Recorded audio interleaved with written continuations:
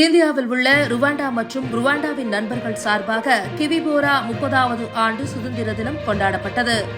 புதுடெல்லியில் உள்ள இந்தியாவுக்கான ருவாண்டா தூதரகம் ருவாண்டாவின் விடுதலை தினத்தின் 30வது ஆண்டு நிறைவை கொண்டாடும் நிகழ்வை நடத்தியது. இதில் இந்திய அரசின் உயர் அதிகாரிகள், 125 நாடுகளை பிரதிநிதித்துவப்படுத்தும் தூதரக சமூகத்தின் 180 உறுப்பினர்கள், வணிக பிரதிநிதிகள் உட்பட 800க்கும் மேற்பட்டோர் கலந்து கொண்டனர். மேலும் கல்வியாளர்கள் மற்றும் இந்தியாவில் உள்ள ருவாண்டன் சமூகத்தின் உறுப்பினர்களும் இதில் பங்கேற்றனர். நிகழ்ச்சியில் ருவாண்டா விடுதலை நாளில் வரலாற்று முக்கியத்துவம், ருவாண்டா மற்றும் இந்தியா இடையேயான உறவுகள் மற்றும் ருவாண்டாவில் முதலீடு மற்றும் சுற்றுலா வாய்ப்புகள் குறித்து பேச்சாளர்கள் விவாதித்தனர்.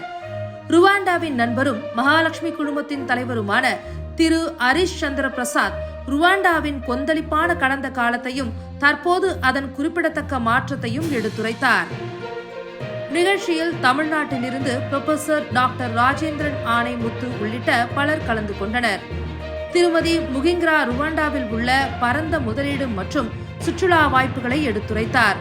ருவாண்டாவின் சாதகமான வணிக சூழல் மற்றும் அதன் மூலமான இருப்பிடத்தை வலியுறுத்தி இந்திய முதலீட்டாளர்களை ருவாண்டாவில் முதலீடு செய்ய வருமாறு அவர் அழைப்பு விடுத்தார். இந்திய அரசின் வெளிவிவகார அமைச்சகத்தின் பொருளாதார உறவுக்கான செயலாளர் ஸ்ரீ தம்மு ரவி இந்த நிகழ்ச்சியில் கலந்து கொண்டு சிறப்பு விருந்தினராக தலைமையேற்றார். விழாவில் நொய்டாவில் உள்ள பால் பாரதி பப்ளிக் பள்ளி மாணவர்களால் இந்தியா மற்றும் ருவாண்டாவின் தேசிய கீதங்கள் இசைக்கப்பட்டது. ருவாண்டா பாதுகாப்பு படைகளின் உருமாற்ற பயணம், ருவாண்டாவின் சுற்றுலா தலங்கள் மற்றும் முதலீடு வாய்ப்புகள் பற்றிய வீடியோ விளக்க காட்சிகளும் இந்த நிகழ்ச்சியில் இடம்பெற்றிருந்தன. மேலும் இந்தியாவில் படிக்கும் ருவாண்டா மாணவர்கள் மற்றும் ஹரியானா மாநிலத்தை சேர்ந்த இந்திய குழுவின் பாரம்பரிய நடன நிகழ்ச்சியின் கலவையால் இந்த நிகழ்ச்சி உற்சாகத்துடன் நடைபெற்றது.